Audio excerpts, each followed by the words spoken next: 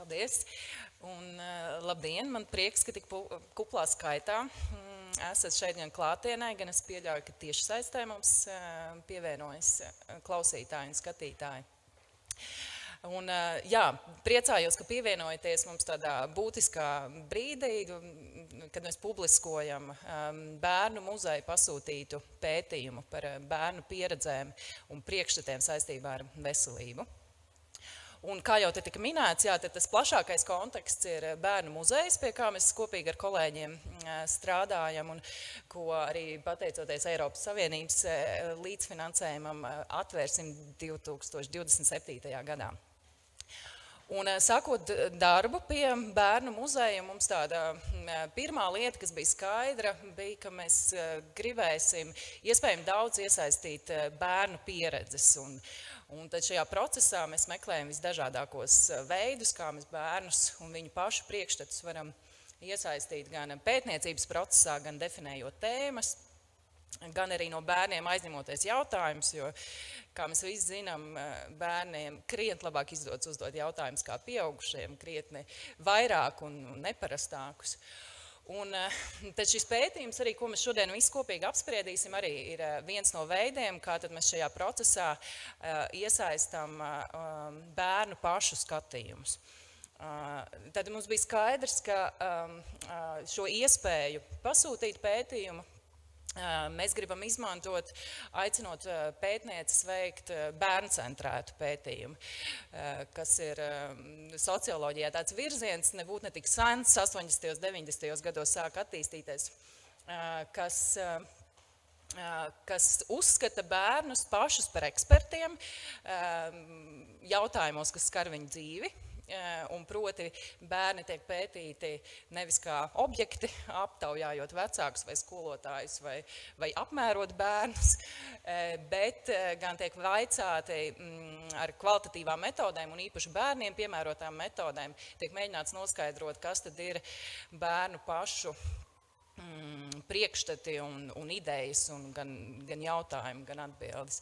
Un mēs ļoti priecājamies, ka tad atvērtā konkursā, ko mēs rīkojām, tad mums atsaucās pētnieču komanda Baltijas Sociālo zinātņu institūts, un kas nenobijās no šī izaicinājuma un tiešām arī neapskaužam īsā periodā veica, mūsuprāt, ļoti kvalitatīvu pētījumu, kur mēs saredzam, ka tie iegūtie gan dati, gan secinājumi, viņi pilnīgi noteikti noder jau mums muzejā, bet tas pielietojums noteikti ir plašāks gan citiem muzejos, gan izglītotājiem, gan veselības aprūpē, gan arī patiesībā, piemēram, no valodniecības viedokļa šos datus arī varētu skatīt un vērtēt, kā šai paaudzei veidojas ar veselību saistīti koncepti. Vēl pirms dodu vārdu pētījumu prezentēšanai, es varbūt īsi pakomentēšu par tām tēmām, jo priekšstat par veselīgu ķermeni un veselību skaidrs, tas tāda plašāka tēma, kas mūs pilnīgi noteikti interesē mūs un varētu interesēt visu sabiedrību, tad tas miegs un sāpes varbūt var kādu pārsteigt, kāpēc, lai uz bērniem skatītos tikai caur sāpju un miega perspektīvu, bet tas iezīmē mūsu kā muzeja specifiku. Ja runājam par sāpēm, tad mēs atrodamies medicīnas vēstures muzejā, un tas ir muzejs, kur arī krājums ir veidots pēc šīs medicīnas vēstures loģikas. Savukārt jaunais muzejs, ko mēs veidojam, kā tādu pamatkonceptu ir ņēmis veselību, kas ir kaut kas krietni plašāks un, protams, pārklājas ar medicīnu, bet nepilnīgi. Un tāpēc mēs skatoties uz to mūsu krājumu specifiku, kur ir daudz sava laika medicīnas inovāciju, ja mēs uz viņu paraugamies no tādas pacienta perspektīvas, tad tās bieži vien ir inovācijas sāpju pārvarēšanai vai sāpju remdināšanai. Un turklāt arī šīs vecuma posmas 6 līdz 12, viņi patiesībā ar sāpēm saskars caurmērā biežāk kā pieaugušie, tā skaitā, tāpēc, ka pieaugšana saistīta ar zināmām sāpēm, gan arī viņi vienkārši krietni drošāk un eksperimentālāk lietot savus ķermeņus. Un, tāpēc sāpes, un savukārt miega tēma iezīmē mūsu kā muzeja tādu starpdisciplināro dabu, jo miegs, protams, ir gan tāda ķermeniska norise, un kas turklāt mūs saista arī ar visām citām dzīvnieku sugām. Un par miegu runājot, tad var runāt arī, kā mūsdienās tiek izprastas smadzenes un smadzeņu darbība. Bet miegs ir arī paradumu lieta, un tur ir ļoti daudz tādu kultūras konteksti un mītiskā pasaule caur sapņiem vai mīļmantiņām, ko bērns ņem līdzi iemiegot. Un miegs ir arī tāda sociāla parādība, kur ir tas, ka mēs visi nemitīgi ceļamies krietni agrāk nekā gribētos, tas neobligāti ir saistīts ar dabiskajiem miega cikliem, bet tā ir tāda sabiedriska vienošanās, ka pieaugušie sāk strādāt rīta stundās, un tad bērniem ir jāsadarbojas un arī jāceļas un jādodas uz skolu. Jā, tāpēc šis tēmu fokus un tas uzstādījums no mūsu puses, un tad jau pārējais bija pētnieču ziņā, un par to tad tālāk pētniecis.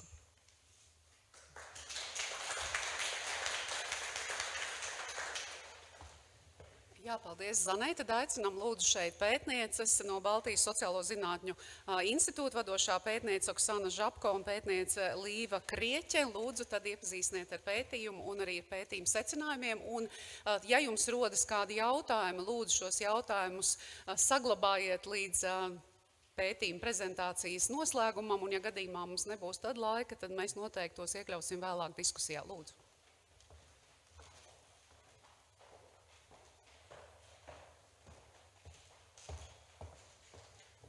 Labdien!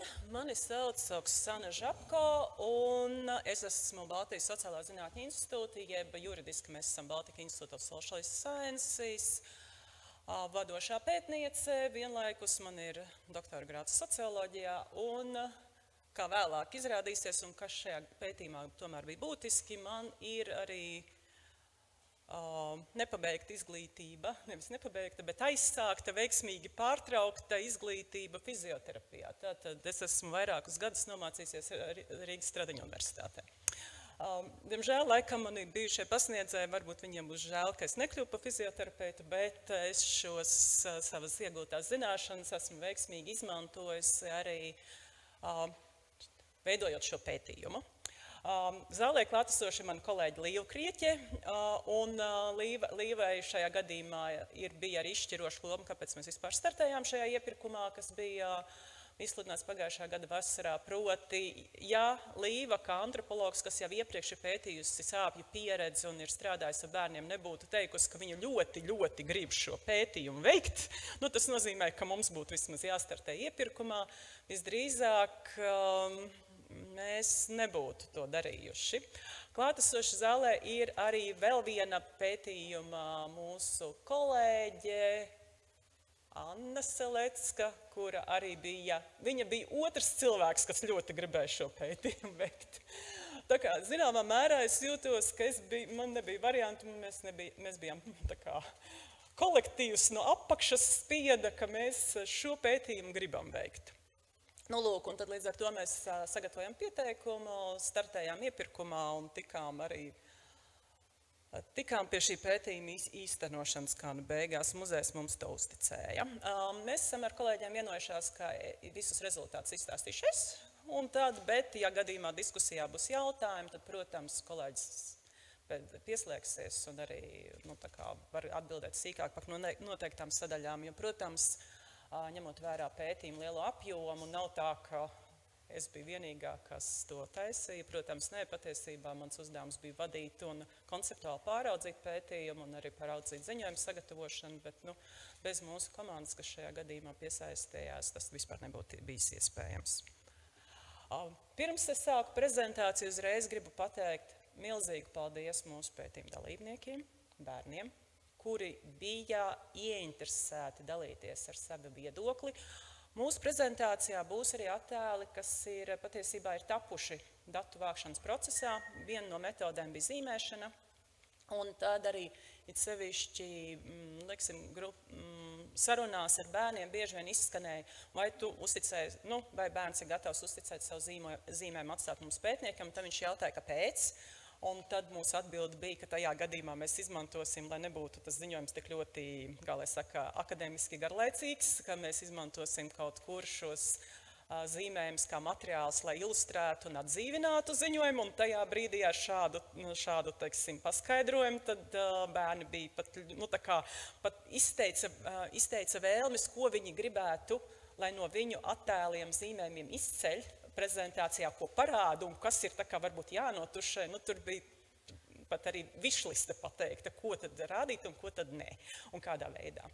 Tātad bērniem, paldies, protams, vecākiem, kuri, ņemot vērā, ka pētījuma mērķa grupa ir bērni, tad tas nozīmē, ka mums ir milzīgas arī prasības attiecībā uz ētiskajām vadlīnijām, kas ir jāievēro, un kā mums, un tad mums tā bija saskaņošana, un visa metodoloģija, ko mēs bijām izstrādējuši, bija jāiesniedz ētikas komisijā, un kur izskatīja un mēnesi un vērtēja, un līdz ar to, tas paredz arī visādus garas vēstules vecākiem vairāku lapu garumā, kas viņiem ir jāizlasa, kur ir jābūt, arī no datu aizsardzības regulas tai formālajai juridiskai valodai, un tad, ka vecāki bija gatavi izlasot šo visu vēstuli, ka viņi nebija nobijušies, un viņi bija gatavi savus bērnus mums uzticēt uz pārunām.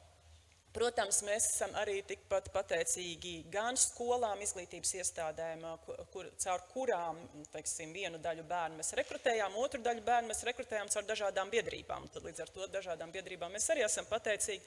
Tas saraksts ir pieejams, muzejam. Tas saraksts ir pieejams vienā no ziņojumiem, jau kopā ir 3 ziņojumu grupas, ko mēs esam izstrādājuši, un dažas skolas, speciālais vēstījums Medicīnas vēstures muzejums, dažas skolas teica tā, par atbalstu šajā pētījumā. Mēs ceram, ka mūs uzaicinās par velti uz to jauno bērnu muzeju. Tā kā es domāju, ka tajā brīdī, kad jums būs bērnu muzeja atklāšana, varbūt ieskatoties tajā lapā, kur ir uzskaitītas tās izglītības iestādes, lai jūs, zinat, ko aicināt pirmām kārtām. Visus pārējos, protams, arī, bet šeit ir, jums ir savs fanu pulceņš.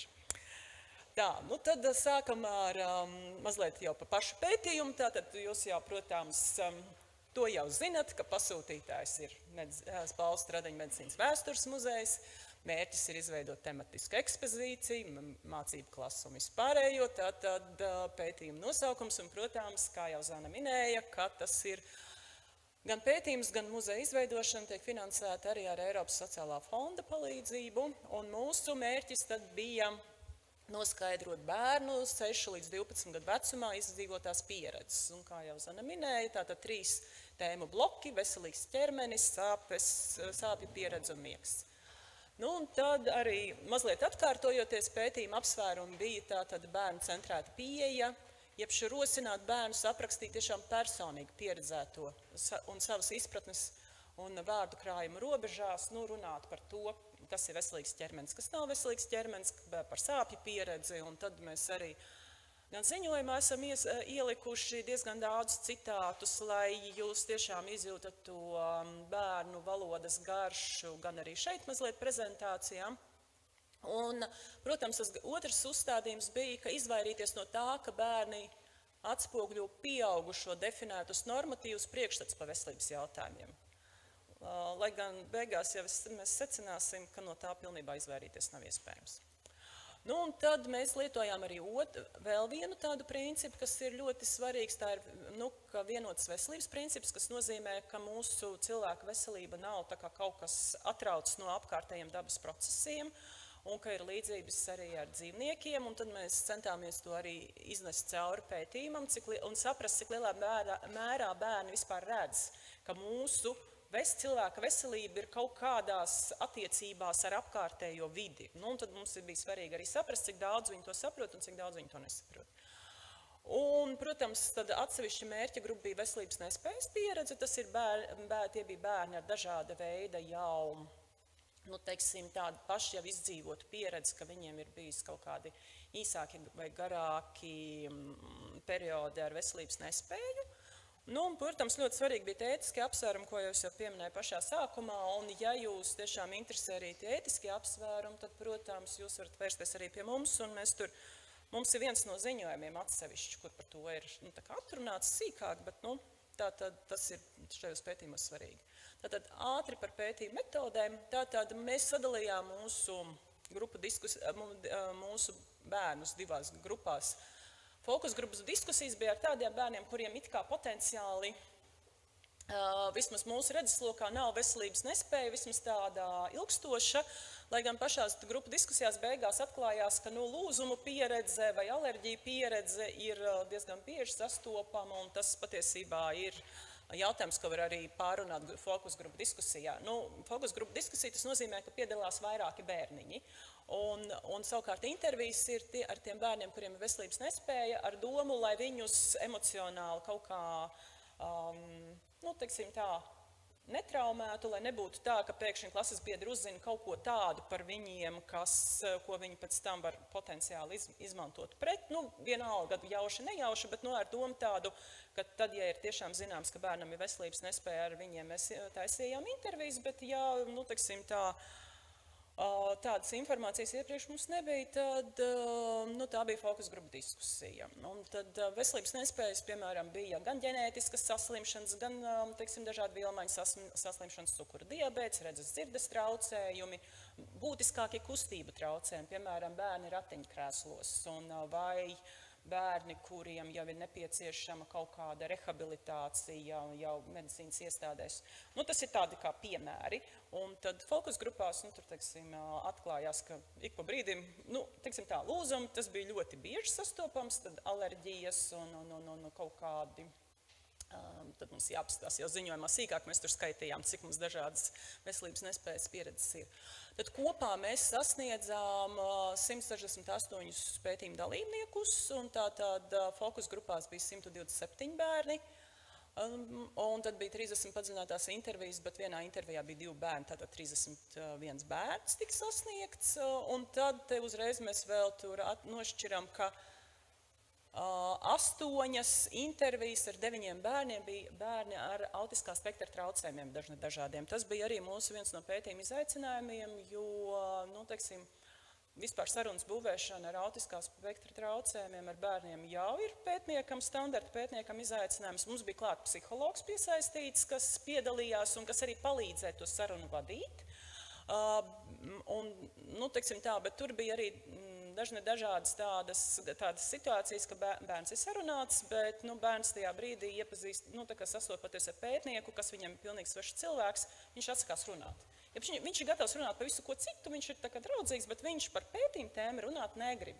Un tad mums bija jāaizvieto ar tiem bērniem, kas ir tomēr gatavi, līdz ar to, teiksim, tā bija tāda pieredze, kas varbūt arī noderīga muzejam vēlāk darbam, ka bērniem ar autiskā spektra traucējumiem ir jāveido vajadzīgs ilgāks laiks, lai veidotu kontaktu.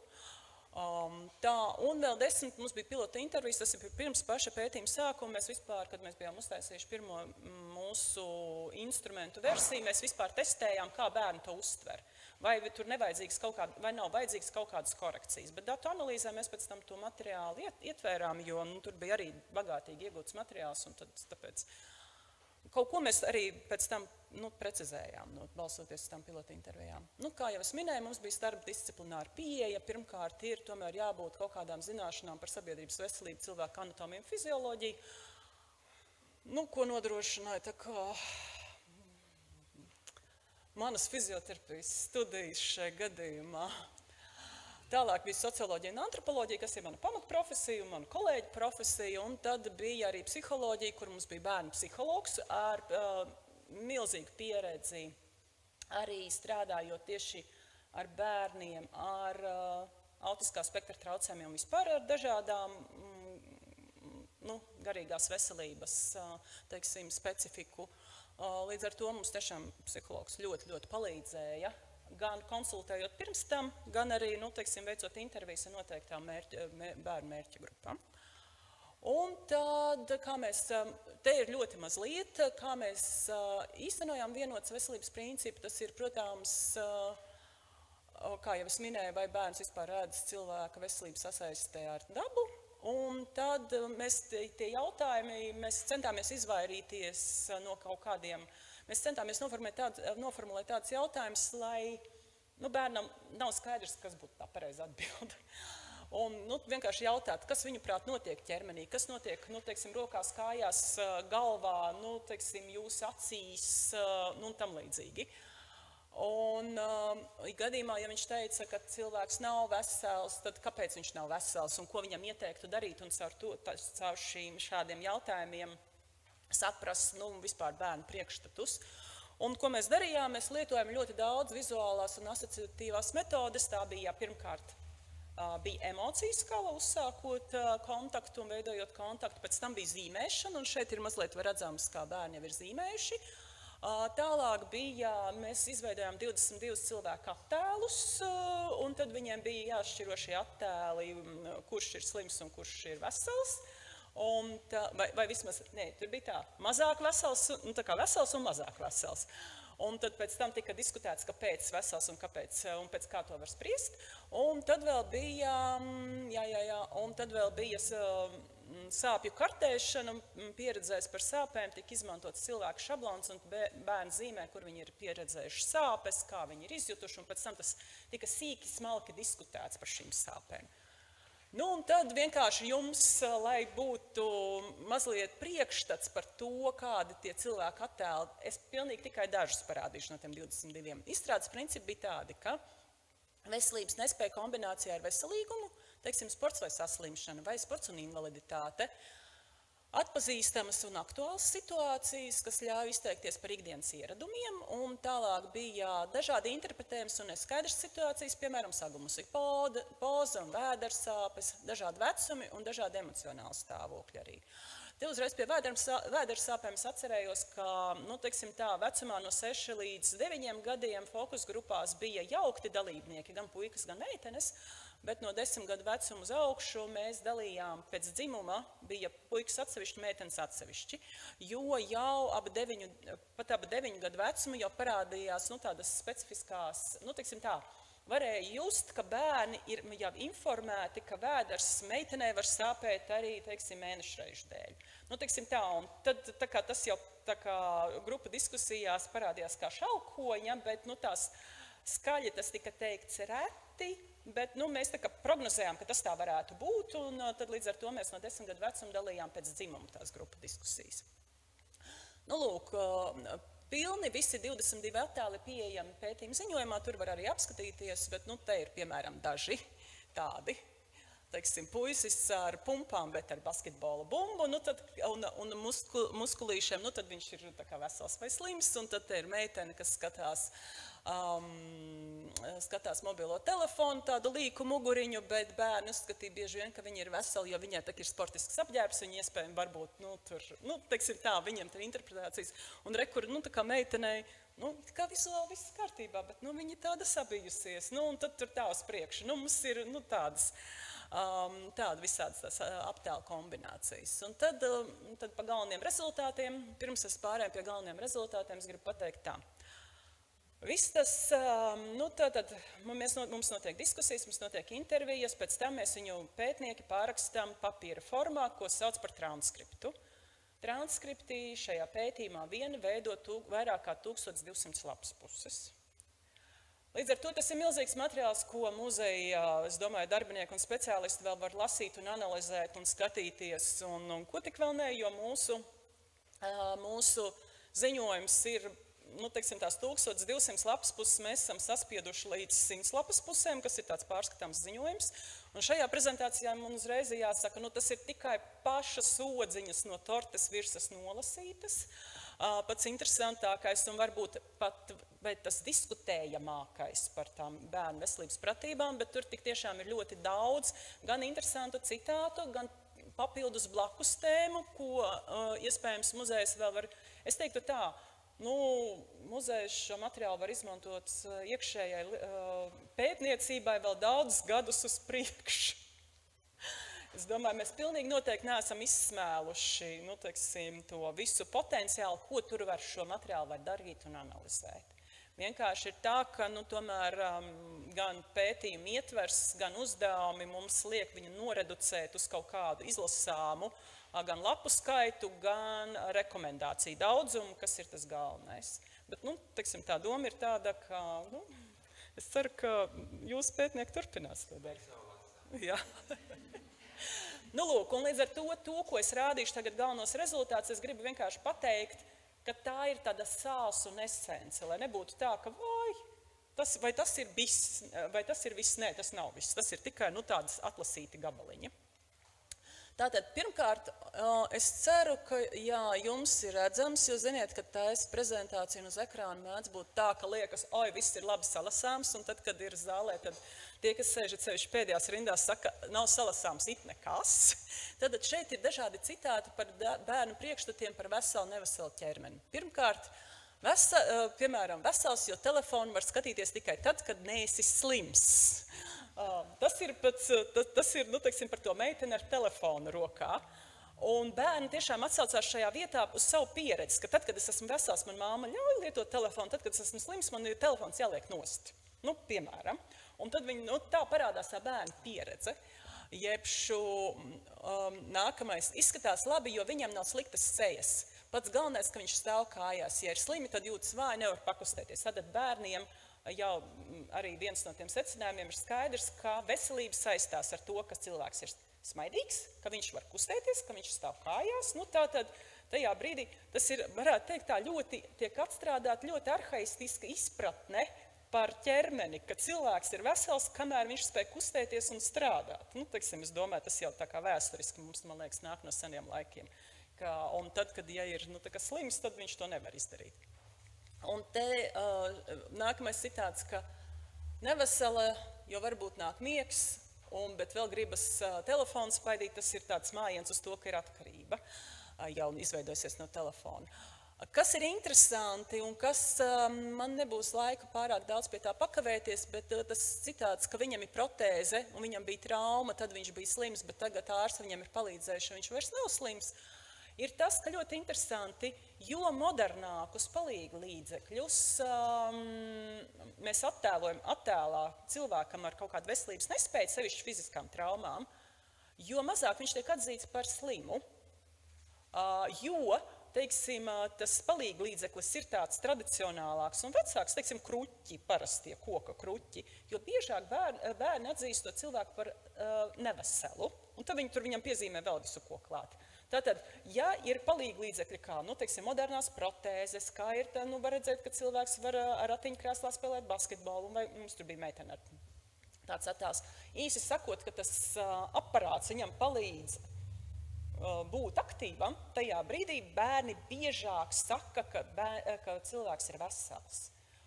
Līdz ar to tur ir tāda sasaiste starp tehnoloģiju nozīmi, arī tādu kā veselības nodrošināšanā. Ļoti interesanti, tas bija tāds aspekts. Un tai pašā laikā, teiksim, tādas elementāras it kā lietas, kur meitene ir nokritusi no velosipēda, sasit uz kāju un raud, tad viņam šķiet, ka viņa ir slima, jo, redzams, ka viņai nobrāzts celis, viņa raud, nokrita no riteņa, un tas ir traki, un es esmu pats to piedzīvojis. Un tad viņš tā kā caur to savu pieredzēto, ka viņam bija ļoti sāpīgi, viņš arī uzskata, ka tā meitenei ir sāpīgi. Un tas man arī bija pārsteigums, jo man šķiet, ka manā bērnībā, mūždien staigāja nobrāztām kājām, galīgi neuzskatīja sev par slimu, bet izrādās, nē. Un tad, piemēram, arī tāds par to puisi, kuram bija tās daudzās pumpas un basketbola bumba. Un tad cilvēki bērni arī tā saka, ka pumpains cilvēks, ka viņu varētu negribēt draudzēties, jo tur, protams, ka varētu būt varbūt lipīga slimība un kaut kas tāds, un tad varbūt labāk tāpēc turēties pa gabalu, un varbūt viņš nesmaida, un varbūt viņam nav draugi, un tad tajā brīdī, ka viņam ir muskuļi, basketbola bumba un vispārējais, tas tiek izdzēsts. Viņam ir pumpas, un tad viņš nav smaidīgs tajā brīdī, viņš tomēr sēž. Varbūt tomēr nav gluži labi. Tā, ka tās emocijas, kas ir rakstītas sejā, ir ļoti nozīmīgas. Tad, ja mēs sagrupējam visu, ko mēs pētījumā esam attiecībā par priekšstatiem par ķermeni secinājuši, ka tomēr, veidojot muzeja ekspozīciju, mēs varētu iedalīt ir caurvīt tēmas, kas vispār ir par pašefektivitāti runa, par cilvēku veselības un dabas procesu savstarpējo saistību. Tad ir tādas vispārējās tēmas. Teiksim, tās caurvīt tēmas nozīmē, ka mēs varam par to runāt jebkurā kontekstā, par jebkuru veselības sadaļu. Vispārējās tēmas jau ir vairāk par ķermeni, tas ir tā, kad slimības ir redzamas, neredzamas, ka ir infekcijas un baktērijas, un ka tas tomēr, ka ir vīrus un baktērijas, ka tās ir divas dažādas lopiņu sugas, un tad līdz ar to, ka viņas dažādi mūs ietekmē. Un tad ir specifiskās tēmas, kas tiešām visur parādās kā visaktuālākās, ir ēdiena īpašības, higiēna, emocijas un atkarības. Un tagad ļoti īsi par katru. Tā, es laikam aizliecu caurvīt tēmas. Tātad, jā, ka pašefektivitāte saistās ar ļoti saulaicīgu vēršanos pie pieaugušā un klausīšanu viņa padomiem, ja kaut kas nav labi ar veselību. Un tad, bet tomēr iztrūks tādas izpratnes par ķermeņa procesiem un kāpēc pieaugušais cilvēks ir ieteicis to vai šo.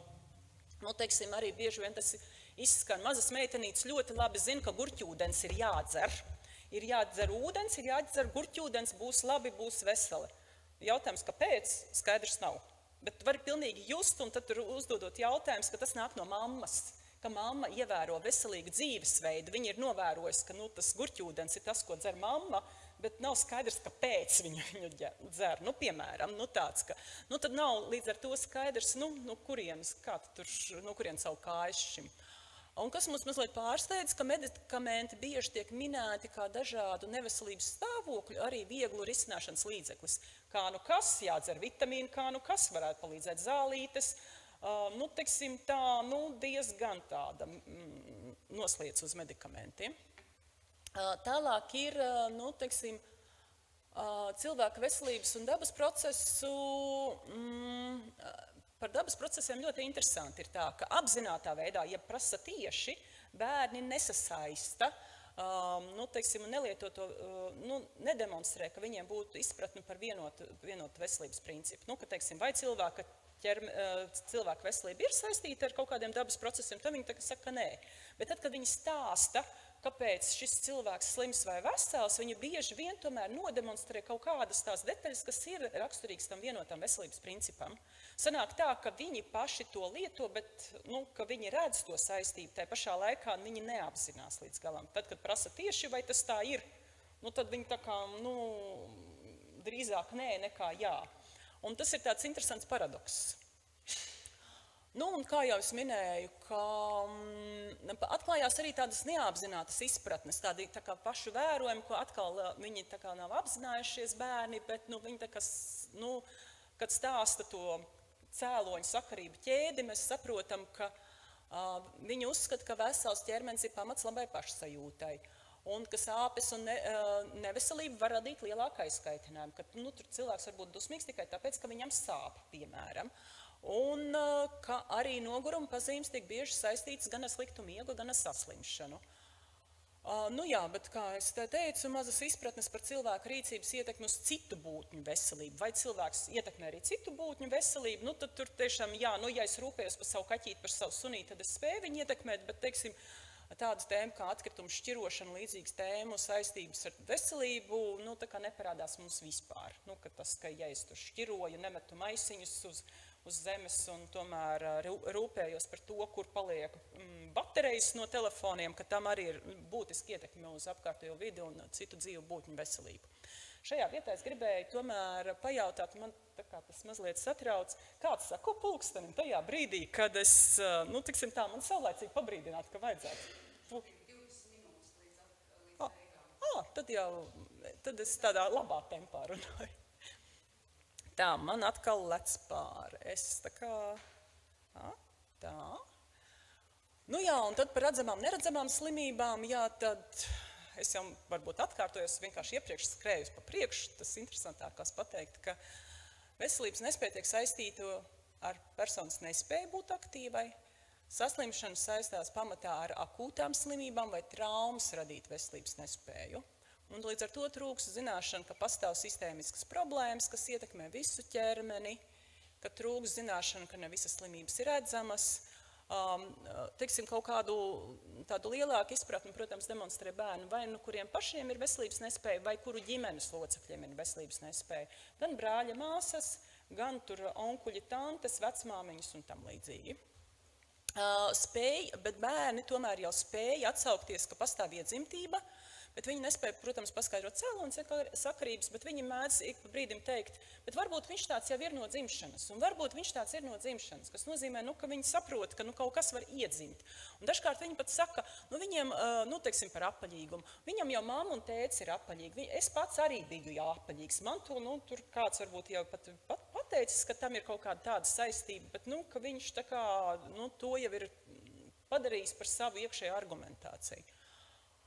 Jā, un tad, ko vajadzētu tiešām tad vairāk veicināt izpratni par, ka infekcijas slimībām piemīt kaut kāds cikliskums un ka ir iespējama profilakse, un, kurā brīdī tad no saslimušiem ir jāizvairās, un vai ir, un kāpēc, un izolēšanās, un, protams, vairāk būtu, mēs tā redzam, ka būtu vairāk jāskaidro par vīrusu un tiešām baktēriju atšķirībām, un ka baktērijas patiesībā var iznest cauri ļoti daudzām tēmām, jo, teiksim tā, protams, sasaistē ar sāpju pieredzi, tur, protams, bērni saprot, ka kaut kas iekļūst brūcē un var atdīt slimību, tas ir viens, to viņi tā kā saprot, bet sasaistē ar ēdienu gan tur, teiksim tā, tur ir tāda neskaidrāka izpratne, ka tās ir baktērijas, kas bojā ēdienu, tās ir baktērijas, kura dēļ rodās vēders sāpes, un tad viņi tomēr vairāk jau diezgan pat lieli bērni atsaucās uz to, ka tas saprašana, vai tas produkts ir lietojams vai nav, atkarīgs no tā, kāds derīguma termiņš ir rakstīts uz paciņas.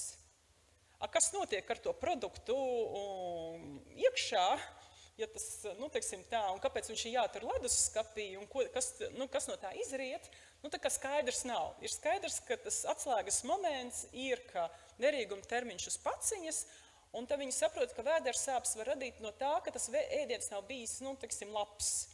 Bet kas viņu padarīs par sliktu to ēdienu, tas tā kā viņiem izpratnes pietrūkst, bet šajā gadījumā tomēr ir arī tā, ka, ņemot vērā, ka ēšana vispār ir ļoti nozīmīga tēma viņa pieredzē, to tad var skaidrot cauri par baktērijām ar ēdienu. Tam. Tātad līdz ar to tādas 4 galvenās tēmas, kas mums šķiet izriet no pētījuma, kā vissvarīgākās, pirmkārt ir par ēdienu un ēdiena īpašībām. Kāpēc bērniem ir radies priekšstats, ka veselīgs ēdiens obligāti nav garšīgs? Es kategoriski nepiekrītu. Man garšo tas, ko sauc par veselīgu ēdienu. Lūk, un cik es arī saprotu, ka tas mazliet izriet no vecākiem, ka vecāki mēdz teikt, ka tev šitas jāēd, jo tas ir veselīgi.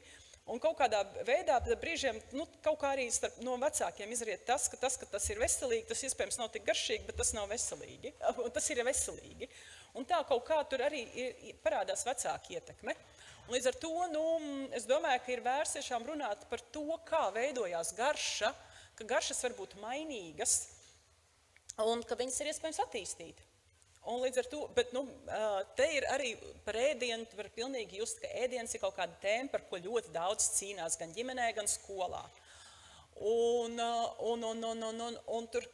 par to, atvainojiet, bet par to borē gan vecāki, gan skolotāji, gan treneri. Un tad tur vēl, protams, un tad var redzēt, kā treneri mēdz, teiksim, atkarībā no sporta veida, kā treneri mēdz ietekmēt viedokli, ka meitenēm, kuras trenējās dejošanā, bulciņas nedrīkst ēst. Sevišķi baleta skolotāji tur kaut kā viņus dikti dricelē.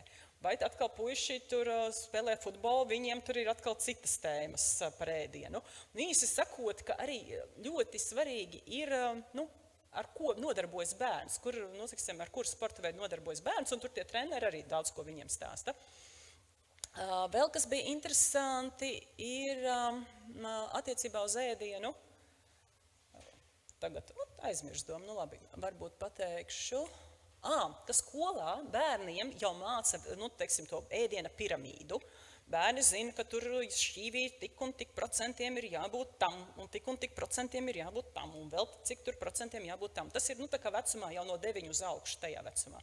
Viņi ir labi iemācīti par piramīdu, ka mums ir jāizņem olbaltumvielas un tā, un bērns tā cītīgi stāsta, un es viņam prasu, ko tad tās olbaltums mūsu organismā dara? Vai viņas tur kaut kur ir? Un tad ir tā, ka tajā brīdī, tad var redzēt, ka bērnam ir iemācīts, ka vajag. to ēst. Bet kāpēc? Un kas ar to notiek organismā? Un kur tad tā olbaltumviela tur aiziet? Tas skaidrs nav. Un tad jā brīdī bērns apmulst. Nu, ko tad tā olbaltumviela organismā dara?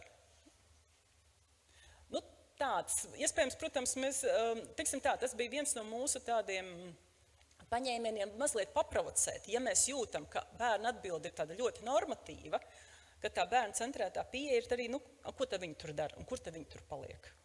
Un tad var redzēt, ka skola iemāca kaut kādu to, iedot to šablonu, kā ir jēd, bet pietrūkst skaidrojumu, kāpēc. Lai tas padarītu, lai tā ieietu bērna praksē, lai viņš arī emocionāli iesaistītos tajā stāstā, kāpēc to vajag.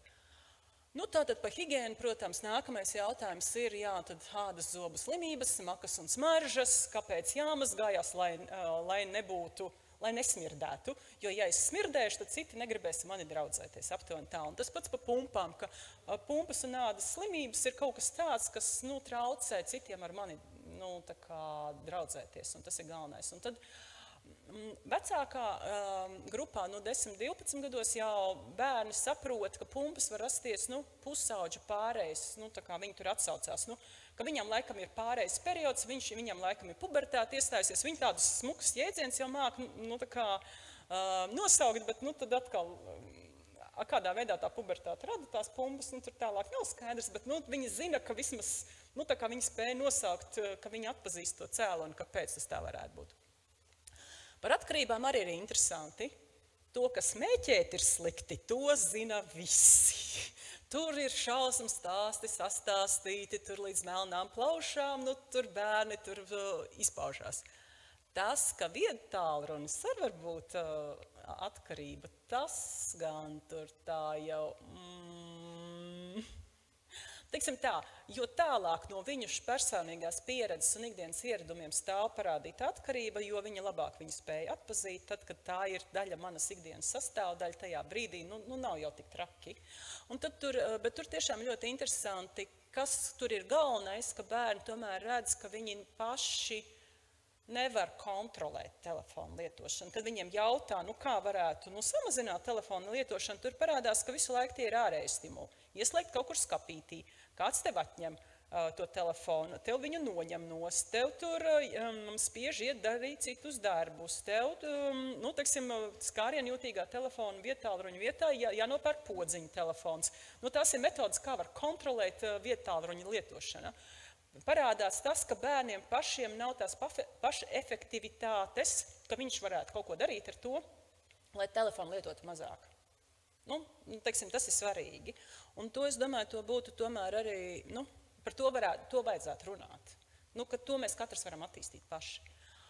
Un par emocijām, dusmu un skumju pieredzes produktīvu izmantošanu, ko es esmu minējis, kas tiešām bija ļoti interesanti, ka pie emocijām, diezgan daudz izskanēja, ja bērns ir dusmīgs, ja bērns ir skumjš, ja viņš ir bēdīgs, tā ir slimības pazīme.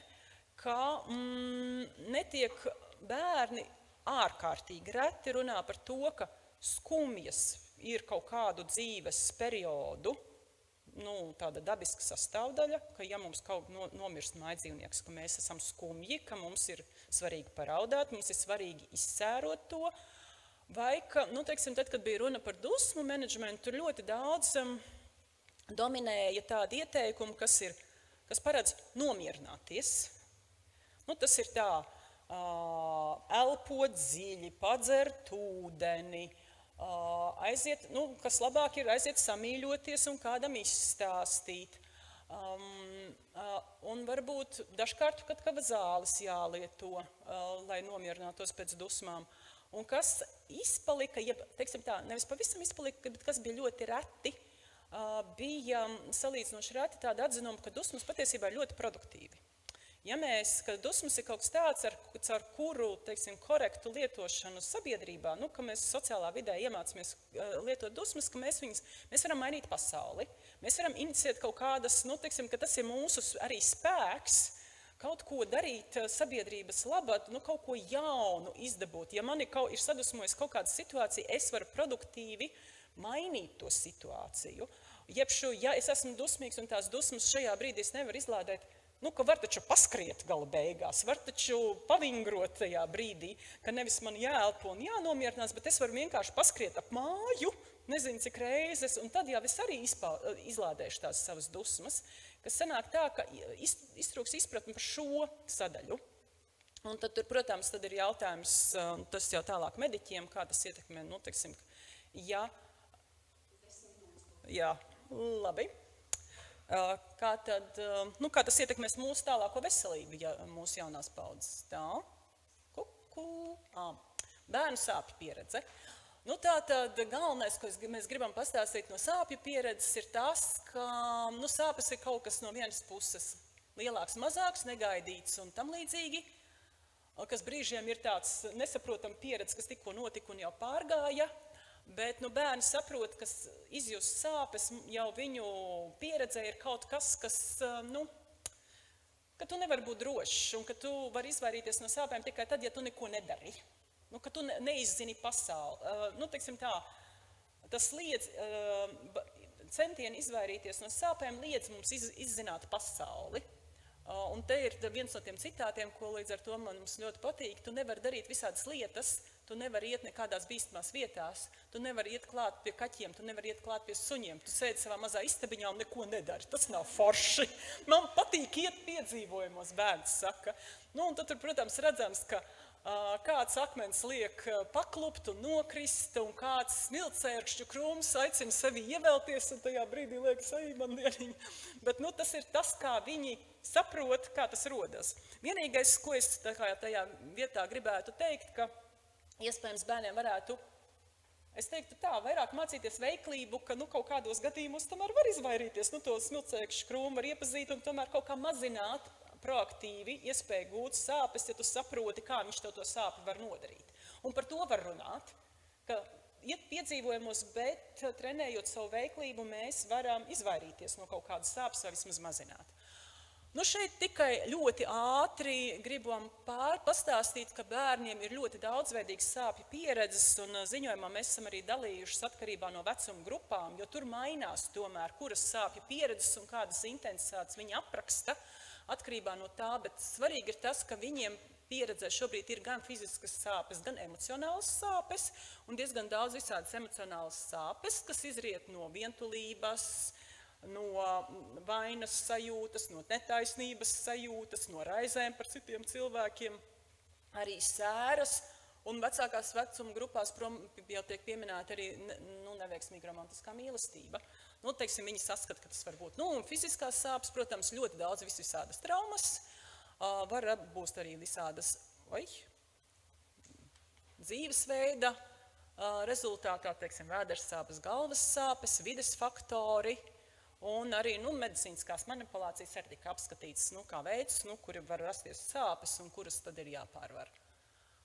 Un kas bērnus tiešām interesē sāpju izpētē, ir ļoti daudz par anatomiju un fizioloģiju. Kā tad viņas rodās, kāds tad ir tas mehānisms, kas ir, tur, protams, kā jau bērni grib izzināt, un tad ir, kas ir pašas jūtīgākās, sāpīgākās vietas, un kas ir pašas neparastākās sāpes, un kura tad ir tā sāpe, teiksim, tā maksimālā sāpe, ko cilvēks vispār var izturēt, un tad viņi grib zināt, salīdzināt, kā sāp pie dažādu veidu traumām, tur šāviens un nokrišana un tam līdzīgi.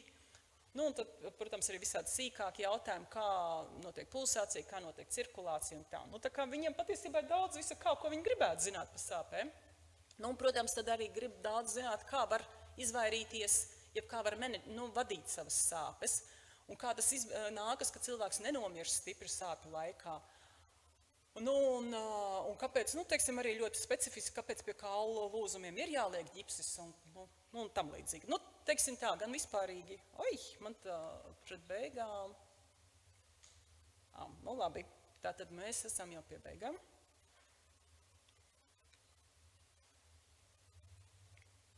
Tā pults. Tā, miegs. Un ļoti interesanti par miegu.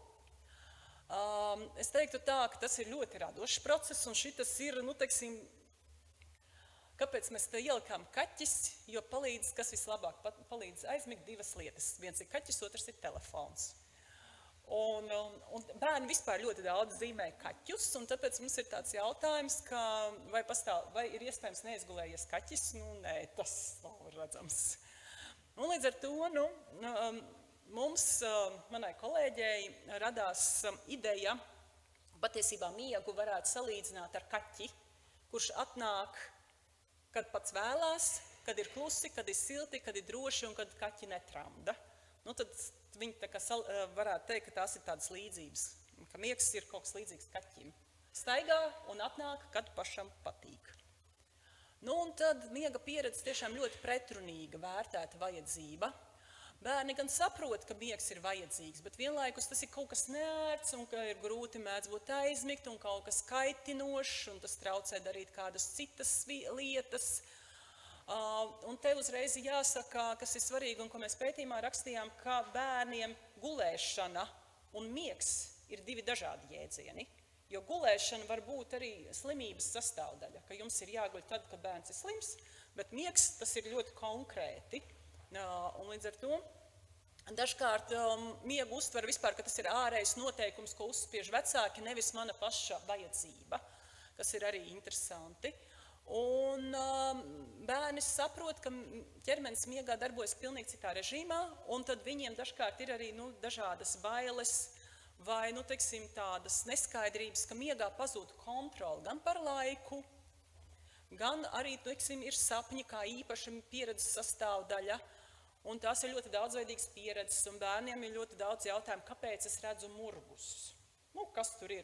Dažreiz viņi ir sapratuši, ka tie murgi, ko viņš ir redzējis, ir saistīts ar to, kas ar viņu, teiksim, tādi pārdzīvojumi notikuši iepriekšējās dienas laikā. Viņi dažkārt to redz, bet dažkārt nē. Un ļoti interesanti, ka, teiksim, runājot par sapņiem, ļoti daudz tiek izmantot kinotermini. Un tad līdz ar to vēl, protams, ir atsevišķa tēma par gulēšanu tumsā. Vai vajag gulēt tumsā un kāpēc vajag gulēt tumsā? Diezgan bieži ir kaut kur, ja ne uzreiz blakus, tad kaut kur koridorā ir gaismiņa, ka no pilnīgas tumsas bērniem mēdz būt arī baila. Tā. Un tad, ja mēs ejam uz noslēdzošiem secinājumiem, kas ir ļoti interesanti un ko es gribētu izcelt bez visa tā, ko esmu pateikusi, ka ir ļoti izplatītas veselības nespējas mums, kas sabiedrībā bieži sastopams, viņas tiek normalizētas. Piemēram, apaļīgi bērni tiek uzskatīti par veseliem. Un bieži vien pat tiek teikts, ka varbūt viņi ir emocionāli stipri, un ka mēs vai viņi jau tādi tā kā piedzimuši, tā ir iedzimtība. Līdz ar to, teiksim, ja veselības aprūpes speciālisti saka, ka tur ir aptaukošanās vai liekais svars, tad, šitas īsti nerullē, mērķa grupā nerullē. Brilles nav veselības nespējas un redzes vājuma rādītājs. Brilles, tas ir pilnīgi normāli. Un, kā jau es teicu, moderni palīglīdzekļi palīdz būt veseliem. Tātad veselība asociējas ar smaidīgumu, būšanu kustībā, cilvēkos un darbā. Reti sastopam ir izpratni par cilvēku ķermeņa līdzību ar citām dzīvām būtnēm. Bet tas ir tā kā, ko es gribu teikt, un muzejām nav iespējams izvairīties no normatīviem priekšstatiem par veselību. Vecāku uzskatu, pieredze, teiktais jau tiek internalizēts, bērni to atkārto. Dabas mācības stundas ir skolā, demonstrēti piemēri par veselīgu ēšanu, un, protams, publiska informācija, uzraksti uz iepakojumi, informatīvie materiāli, un tad tur, un internetā ir tik daudz visa kā. Tur brīžiem bērni demonstrē vienkārši fantastiskas kaut kādas zināšanas vai fantastisku, ko viņi tik nav redzējuši, tā tik tā kā. Un dažā labā gadījumā tas tiešām ir izaicinājums muzejam, jums ir jāizkonkurē, jo tā bija, tā kā iespējams pat patiesa informācija, bet dažos gadījumos tur mācīja bērniem tiktoks ļoti nelabas lietas, un tad ir jautājums, kā viņus sagatavot tam, ka tas, ko rāda tiktoks, nav. Teiksim, ka tas ir kaitīgi, un tas, ka kāds to ir tur izlicis. Protams, viņam tāds ir viedoklis, bet vajag padomāt, ir jāapgūst kritiskā domāšana bērniem ļoti saulēcīgi. Tad no manas puses tas būtu viss ļoti ātri. Es ceru, ka es esmu puslīdz iekļausies laiku.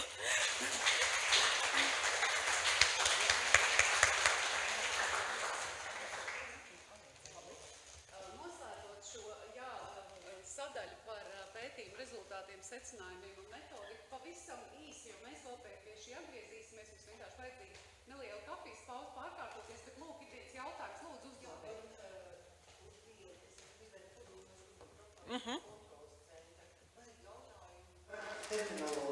Jā.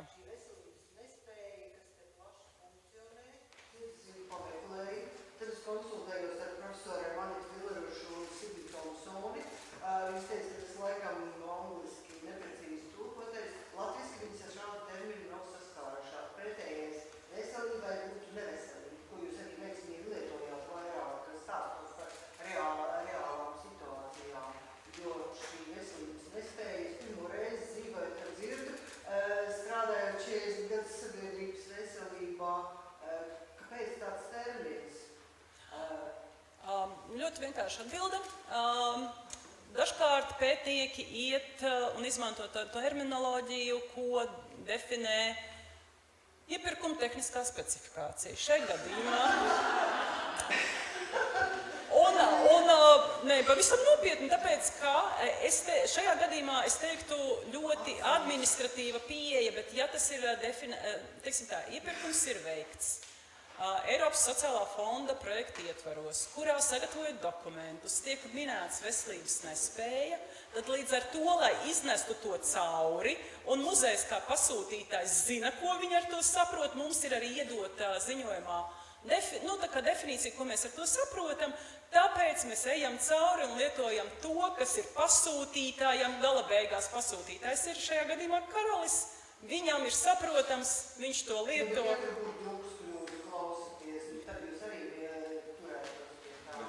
Bet jūsu jautājums ir ļoti binārs. Tātad cilvēki vai nu veseli vai neveseli, un nekas pa vidu nav. Bet mums ir tā nespēja, mums ir funkcionālā nespēja, un puika pumpām, kas pa nespēja viņam ir? Jā, viņam lūk ir pumpas, kā bērni saka. Tātad īsi sakot, šajā gadījumā, to es arī gribētu tomēr uzsvērt, ka gadījumā, ja tā būtu zinātniskā publikācija medicīnas žurnālā, terminoloģija tiktu piemērota nozares tradīcijām. Tā pašā laikā nekad mēs nevaram aizmirst, ka arī zinātnes attīstās un arī sabiedrības veselībā. Kādreiz jau bija tikai medicīniskā pieeja, tagad jau tomēr ir arī tiek biopsihosociālā pieeja, tiek lietota. Līdz ar to, terminoloģija attīstās un varbūt muzejs būs tas, kurš vedinās mūsu speciālistus domāt, vai tas, kā mēs lietojam jēdzienus, vai mēs joprojām gribam turpināt turēties pie šiem pašiem jēdzieniem, bet varbūt mēs varam kaut ko attīstīt. Jā, labi, paldies. Jā, paldies. Diskusija noteikti varētu būt ļoti plaša, un arī man kā publiska mēdīja pārstāvim es arī gribētu teikt, ka mums ir ļoti daudz bijušas diskusijas par dažādiem terminiem, un bieži vien arī valodnieki izskatot dažādas jauninājumus saka, tad, kad vārds iedzīvojās sabiedrībā, tas kļūst akceptējums sabiedrībā, un mēs nevaram stingri novilkt, ka mēs runājam tikai tā, kā runājam kādreiz. Ja tas neiedzīvojas, tas varbūt tās citādāk. Tā kā mums arī ir jāskatās, kā šo vārdu sabiedrība saprot, kā to izmantos, un cik daudz varbūt tas ietver to, ko neietver šī brīža vārdi. Tā kā mums jālūkojās, kā tas attīstīsies.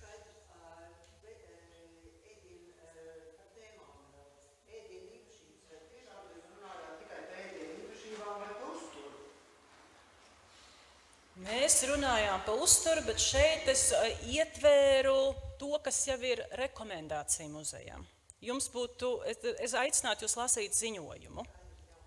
Tādā veidā. Jo mēs, protams, sagatavojot metodoloģiju, tas ir tas, ko es varbūt nepieminēju prezentācijas sākumā, sagatavot metodoloģiju, mēs pētījumam, mēs iepazināmies ar visiem pieejamiem pētījumiem, ko sagatavojas Slimību profilakses kontroles centrs, kas ir mājaslapā un metodoloģijas pamatā, un arī kaut kādā tēmu izvērsumu pamatā ir šie pētījumi, jo citādi, teiksim, viens ir, ka par to bērni runā, bet ir pilnīgi skaidrs, ka tam ir jābūt pētījumā, jo tas jau ir pierādīts, tādā ziņā, ka tas jau ir pierādīts citos pētījumos. Ir viena paša pētījuma liela sagatavošanas daļa bija, ka mēs pētījām gan Latvijā pieejamos vispār skatījāmies, kas ir Latvijā pieejams dati, un kas ir arī starptautiski pieejami, nu, teiksim, pētījuma rezultāti, kam pievērš uzmanību un kas izriet varbūt vēl no starptautiskiem pētījumiem, kas ir jāņem vērā, kad mēs analizējam rezultātus. Vienkārši tas ir atsevišķs ziņojums, kurš ir ļoti, teiksim, jau uz šo gala ziņojumu ir ļoti tādas tikai, nu, tādas atsauces ir saliktas.